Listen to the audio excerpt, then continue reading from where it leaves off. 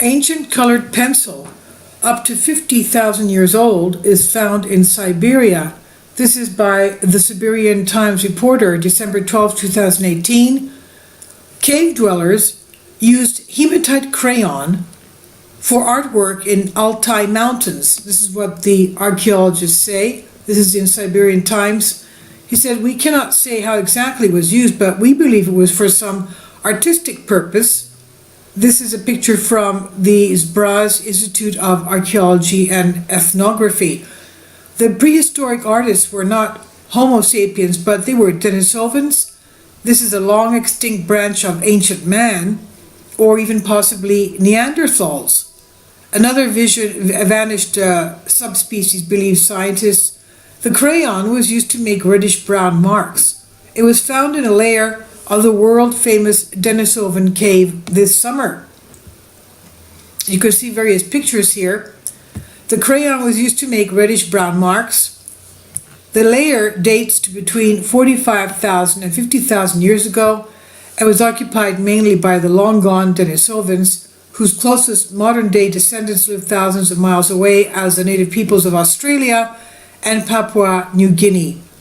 However, the cave also had Neanderthal dwellers, and it's known that there was cross-breeding between the branches of fancier man.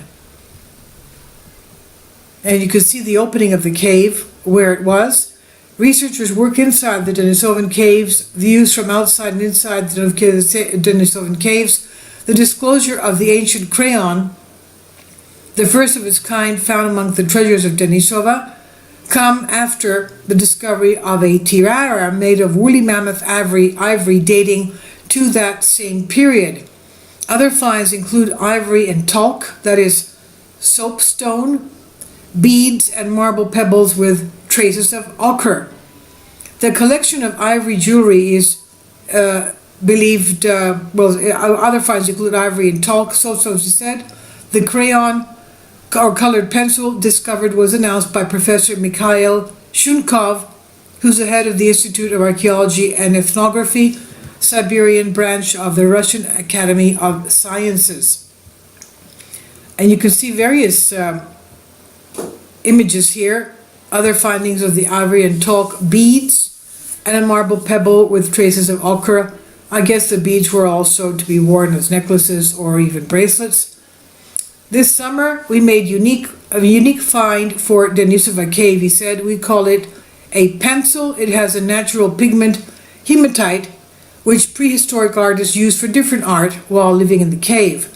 The piece of hematite was processed. We cannot say how exactly it was used, but we believe it was for some artistic purpose. We previously found pencils at Karabom Paleolithic site, some 120 kilometers from Denisova Cave. So far, we do not know other similar finds, but we hope there will be more. You have fantastic pictures here, how they're tracing them, how they're taking care of them.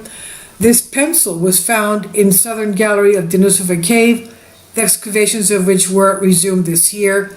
Older such drawings implemented have been found in Africa, but this would seem to be one of the oldest discoveries in Eurasia. Denisovans appear to have been advanced for the period in which they lived. While this branch of ancient man became extinct thousands of years ago, their DNA lives on, but nowhere near Siberia. The native peoples of Australia and Papua New Guinea have 5% Denisovan DNA, says scientists, indicating a huge migration in prehistoric times. The Denisovans were first identified a decade ago with a tiny fingerbone fragment of so-called ex-woman, as discovered in this cave in Altai, a young female who lived around 41,000 years ago. She was found to be neither Homo sapiens nor Neanderthal.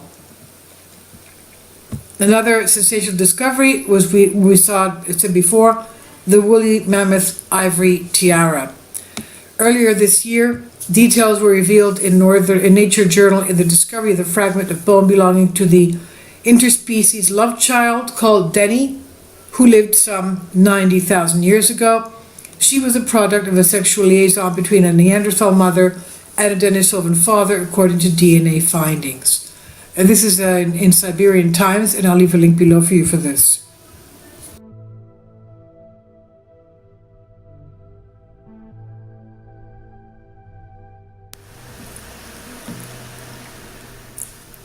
If you'd like to join me on my Patreon account, you will hear content not covered by mainstream media.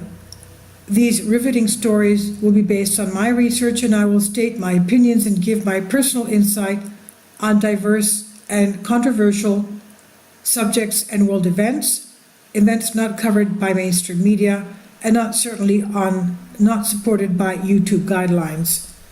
So whatever I have on my Patreon, most of those will not be on my YouTube channel. Please consider becoming a member today.